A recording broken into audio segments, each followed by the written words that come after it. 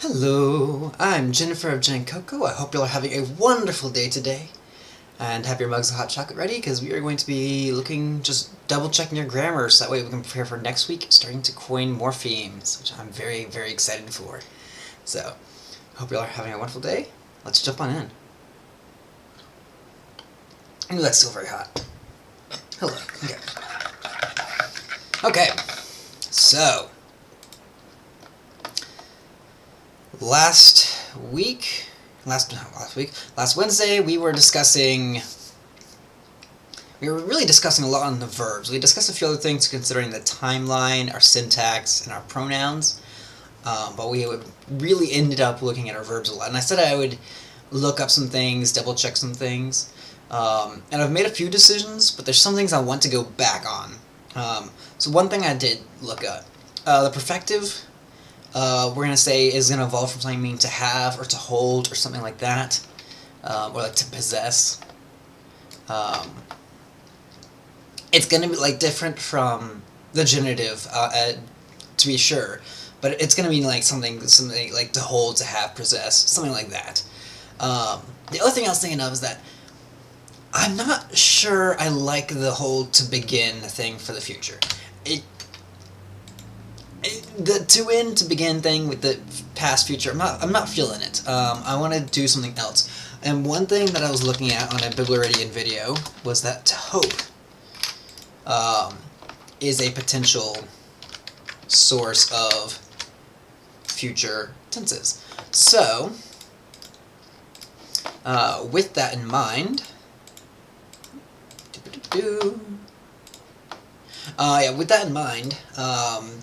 let's see what would come up with this. And I did look, and the nomic does seem to be the correct idea I have here. It may also be a bit of a habitual tense, depending on how we actually use it when we get into things, but for sure this is going to be a nomic nomic aspect mood. I wasn't quite clear on what exactly nomic was as far as like tense aspect mood. But yeah, so going back to our future tense, so we know we have to hope. So what we have here, we have I hope to run is what this would be, or I am hoping to run, which is going to be our future, at the very least, a future. Whether we encode perfective or imperfective, I don't want to encode perfective and imperfective on there, so I think this is going to be future. Just a simple future tense. Okay. I hope to run.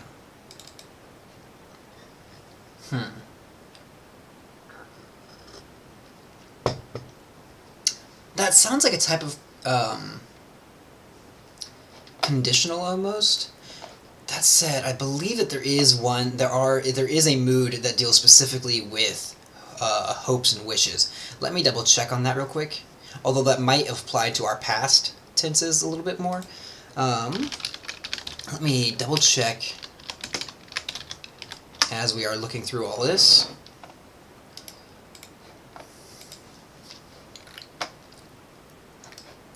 Okay.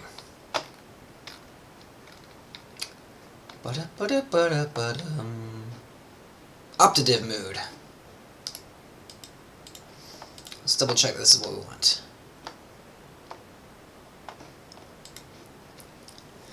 Optative mood is I'm looking at Wikipedia right now. It's a grammatical mood that indicates a wish or hope regarding a given action. It is a superset of the coercive mood. Okay, let's look at that.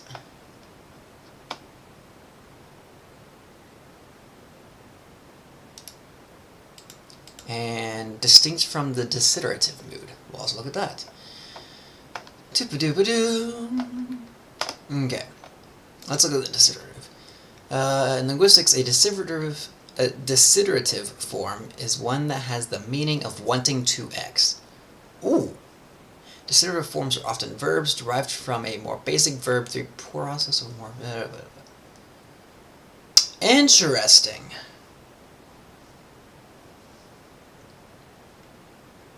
Okay, I see some potential with this.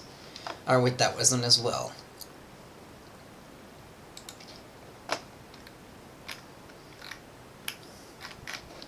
And then hortative.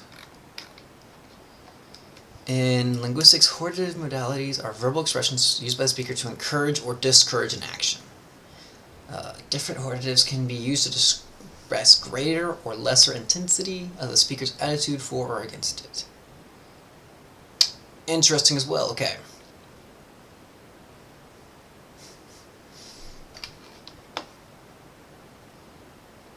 So, this is coming from something that is essentially understood as like a general statement of truth. But this is kind of a wishing for it to be a statement of truth. So whether it is...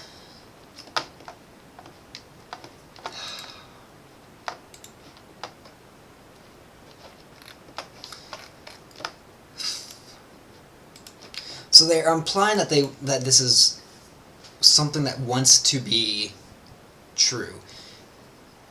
Is that... I don't know if that would be hortative, optative, or desiderative, but it is definitely one ion within that realm of wanting something to wanting something to be true.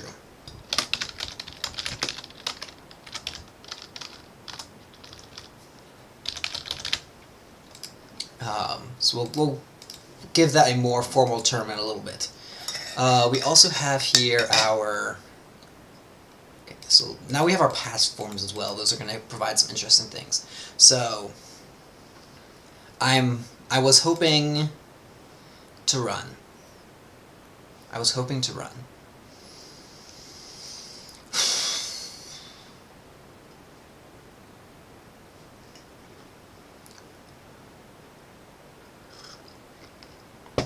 I think we'll also make this is not going to be just to hope. It's going to be to hope / to want.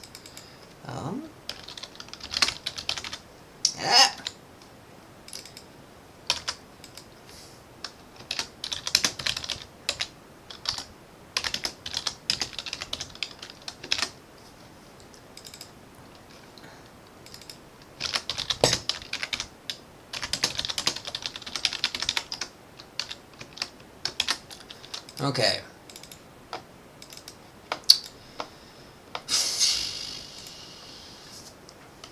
Imperfective past, future, or future past. So,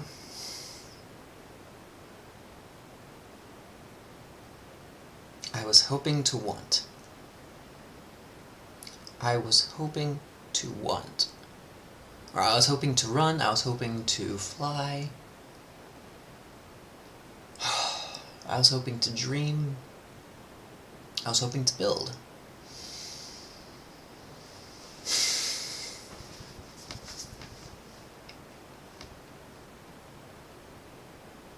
Is that, I think counterfactual is the right term for that?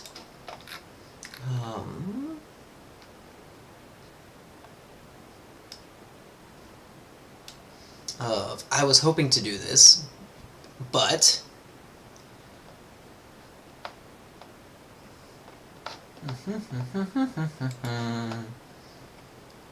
one moment, please.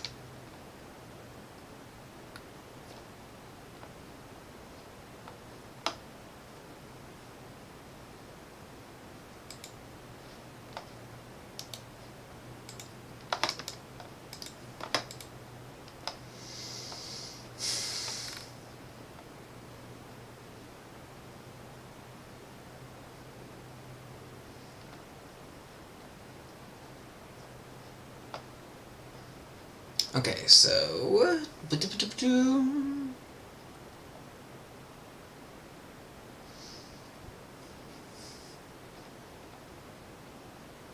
Yeah, this is going to be like a counterfactual here.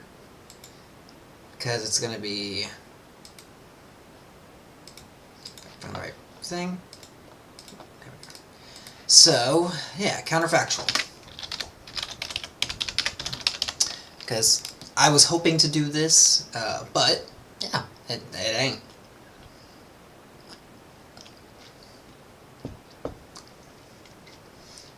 I was hoping to run. Yeah, I was hoping to run.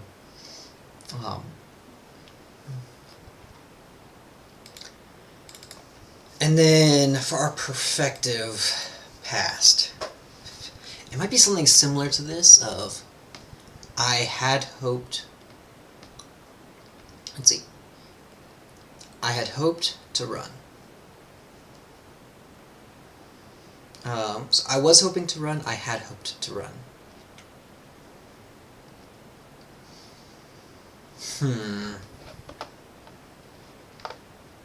I was hoping to run.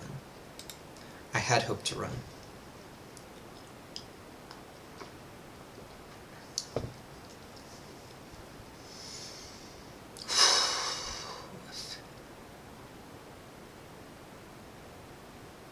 Ooh, I'd hope to run. That could be like a...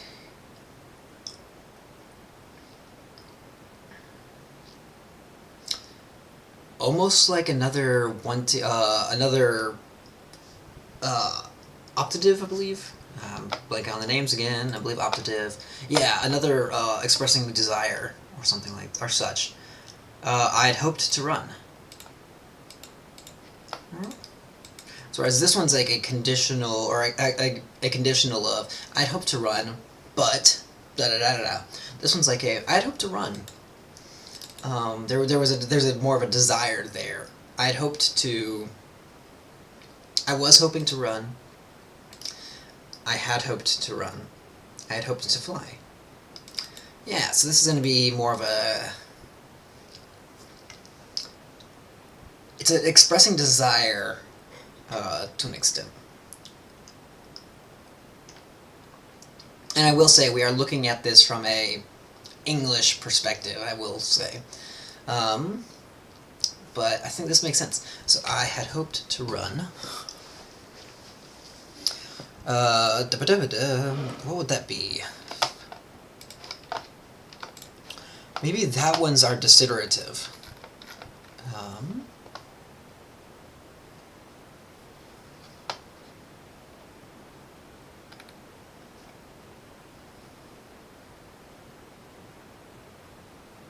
Ooh. Yeah, okay.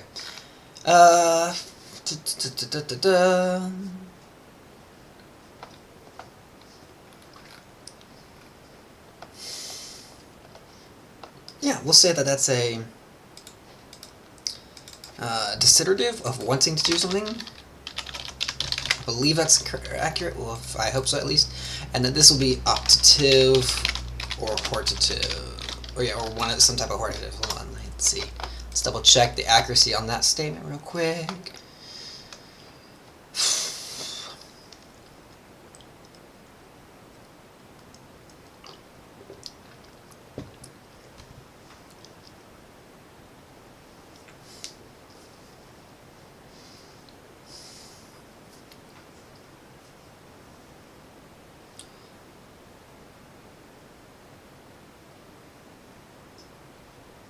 Okay. Imperatives and hortatives both involve the expression of a wish of the speaker about a future state of affairs. In that respect, they are like optatives, but in contrast to optatives, they convey an appeal to the addressees to help make the future state of affairs true. Okay, so what we want in is the optative. That is the accurate. It is not hortative, it is optative, at least initially. It may meld with some hortative elements as we continue on. Yeah.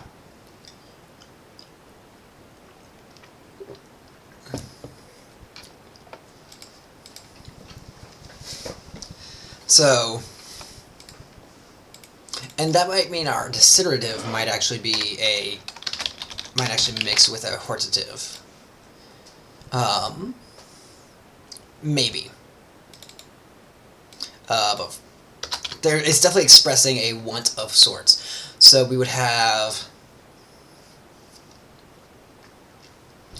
So okay, we have here...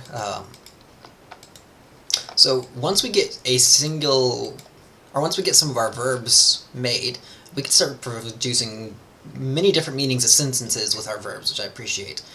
The other thing that we need to consider is what terms are our formality deriving from, and are they the same for our verbs and our pronouns?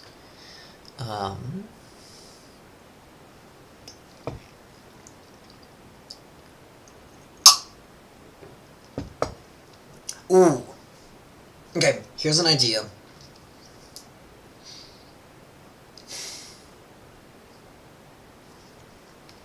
Let's go back to our pronouns for a moment, because I need to double check something.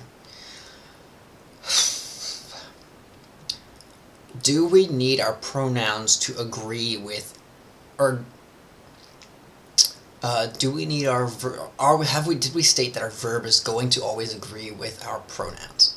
I think that yeah, pretty much it's going to be the same one. So we know like the system here. We may not need to incorporate formality onto the verb itself. What I think we'll do instead is that we'll eventually involve, rather than involving formal, informal forms of a verb, what we'll do is that as the language carries on, eventually we are going to use methods to free up word order. One of those is by glomming the pronouns onto the verb in a way that they become mandatory. And so with that, that would mean that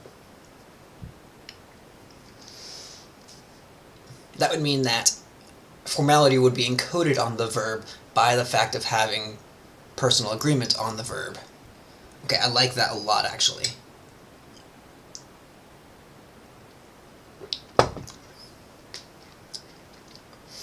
And so that way we would become a proto-drop language as well. I think I like that, and then that would allow us to free up word order to further indicate politeness through a kind of animacy hierarchy of sorts. So, okay, I actually do really like that idea. So, where's our language notes? We want to add that onto there.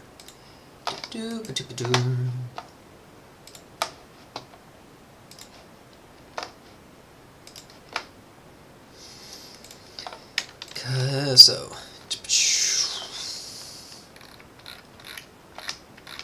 language notes.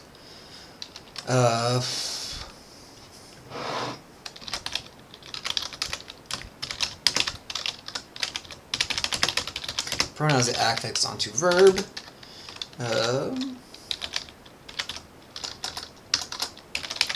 Comes a pro-drop language with free-ish word order based on animacy / formality. Okay, that I like a lot. Okay.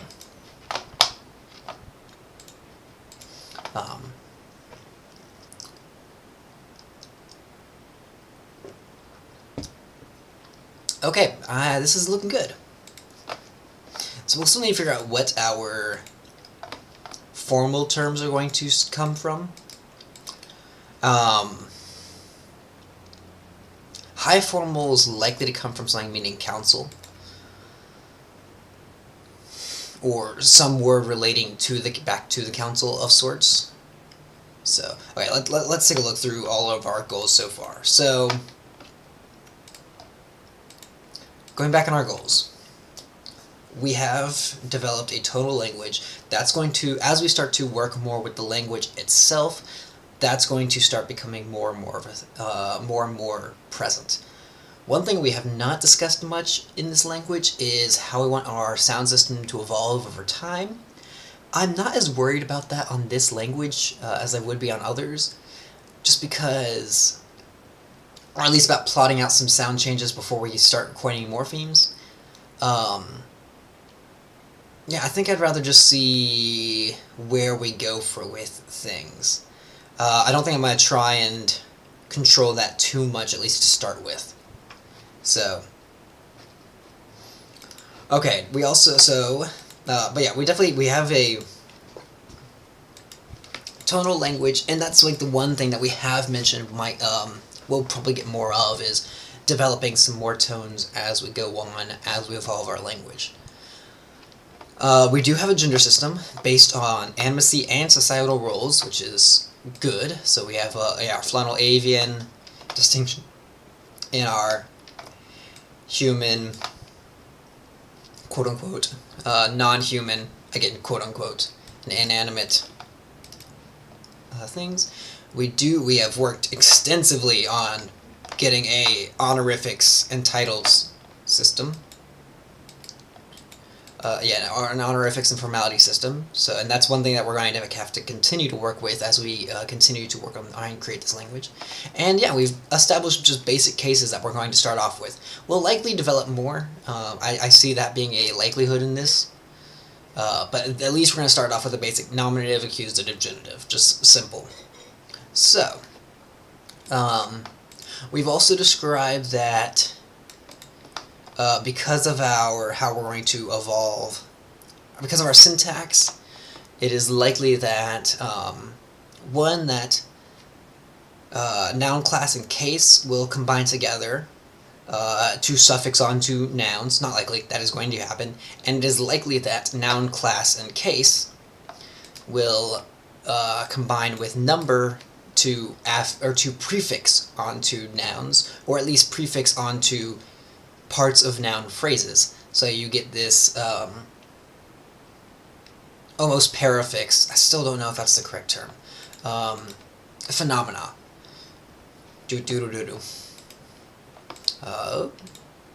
We've worked extensively on creating a good pronoun system, which actually we can destroy this now, because these are not useful for our current system. And we can move these over here. Yeah, we have a very, very extensive system that we've developed here with, let's see, 1, 2, 3,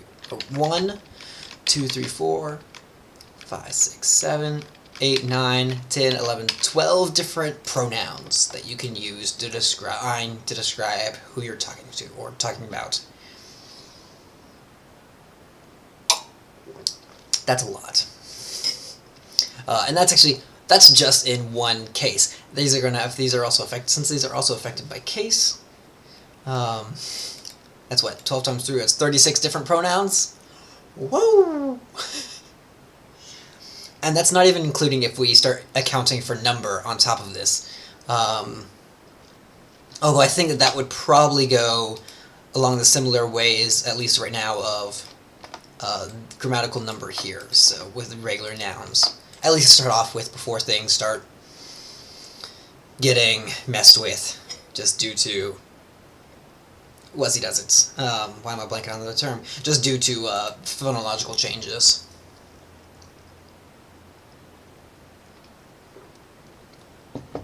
Okay. We've discussed syntax. There's a few things we haven't talked about word order-wise. For instance, like this order of specific adjectives and such, and just like parts of a noun phrase, like is number right before the verb and those sort of things. We haven't really talked about the placement of actually specifically demonstratives, numbers, and other things. So there's a few things that we'll still need to look at, but we can work on those more as we start to. We don't have to work on those right now. Those are not super pressing at the moment. The main thing to eventually we'll want to figure out is whether or not grammatical number goes right before the verb or not. Because if it goes right before the verb, or not right before the verb, right before the noun or not in the noun phrase. Because if it goes right before the noun, that means it's almost certain to always prefix onto the noun. But if there's other adjectives or such that will be between the grammatical number and the noun, such as adjectives or demonstratives or possessives or such, then that means it'll be a clitic, which means it will not always prefix onto the noun. It'll prefix onto other words as well, which is not bad. Or the other option is that if we have it suffixing onto words instead of prefixing, which is also an option.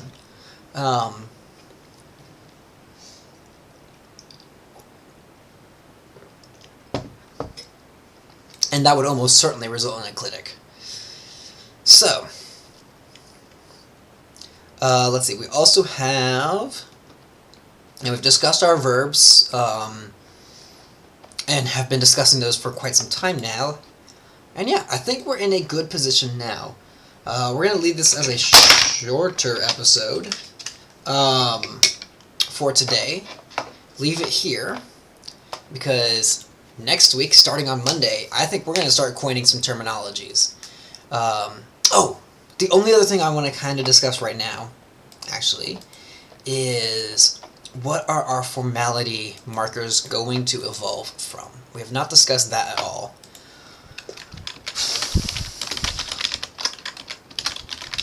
High formal, formal, and formal. Now, I may have been a bit presumptive in how I went about some of this.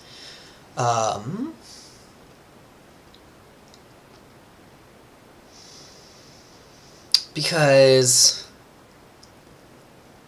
I know in a lot of the languages I am familiar with, formality kind of, well, okay, no, that doesn't quite work. What I was going to say is that formality kind of forms by taking the form of a different person marker, usually of a higher person marker going from first to third, towards third, or by using plurality, or both. But I was more meaning that for where we derive our word terms from, not for how it interacts with verbs and such. And there might be some of that we might play around with, that these might interact with verbs and other things differently. Well, I'm not sure on that. However, one thing we do know is that, so let's say our high formal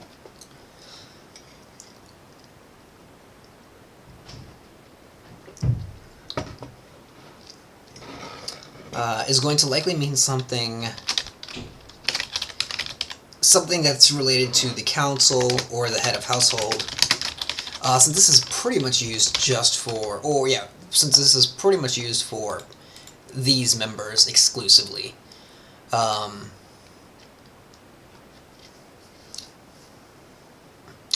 Let's see, formal would likely come from something meaning respect, or elder, or something like that. And then informal will leave unmarked. I think that makes the most sense. You don't need to specify an additional markers on top of these. And I believe we have our honorifics currently coming after our case in class, correct? Okay, awesome. Yeah, and I think, this is a good start here. So, we have council or head of household, one of those two.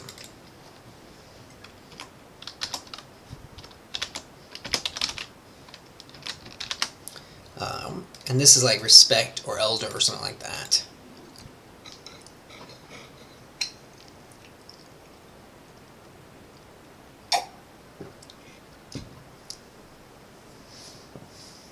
Okay.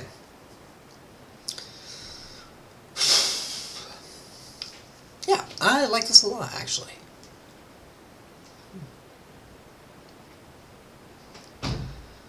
So this is actually exciting because in my past languages, I have not usually gotten far. Once I get to this point, this is usually where I start to fizzle out in a way of I don't normally get too far into word creation, which I honestly once I start getting words and I start seeing how they interact, gets me really excited. But also just the idea of creating a dictionary is also daunting at the same time. So this will be an interesting process for us. This is what we're going to start working on come Monday. We're going to leave it here for today, because we've kind of covered everything. The only other thing is that we haven't really talked much about definiteness, but this is going to come from something meaning. Well, actually, yeah, we hadn't decided on whether or not we were going to evolve both an indefinite and a definite.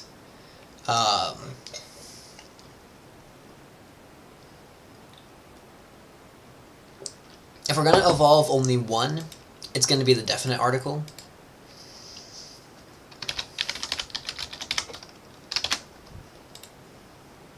And actually, here's another interesting thought. If, for some reason, number is either a clitic or number is a suffix, it would likely get morphologically realized on with our definiteness article as well, which means that might itself then become a affix or clitic, which means that you would have a singular item that represents both, or that represents number, definiteness, case, and class, which would be a lot, but also be kind of cool. So there's some options there as well. And that frees up some ideas here. So we'll just see what kind of makes the most sense with that. But yeah, we're going to leave it here. Come Monday, we'll start talking more about phonology, morphemes, phonemes, and such. If we're going to do any planning on potential sound changes, that's when we're going to start doing it. But I think we're going to jump in to start coining morphemes and such. So I'm excited for this. I hope y'all are too. Get your mugs of hot chocolate ready for next Monday at 11 o'clock a.m. Eastern, because I am ready to be there. And I will see you all then. Until then, I will be streaming on Twitch in about half an hour-ish. I don't know what game I'm going to play yet. Maybe Skyrim, maybe some Minecraft Dungeons, maybe something else. We'll see.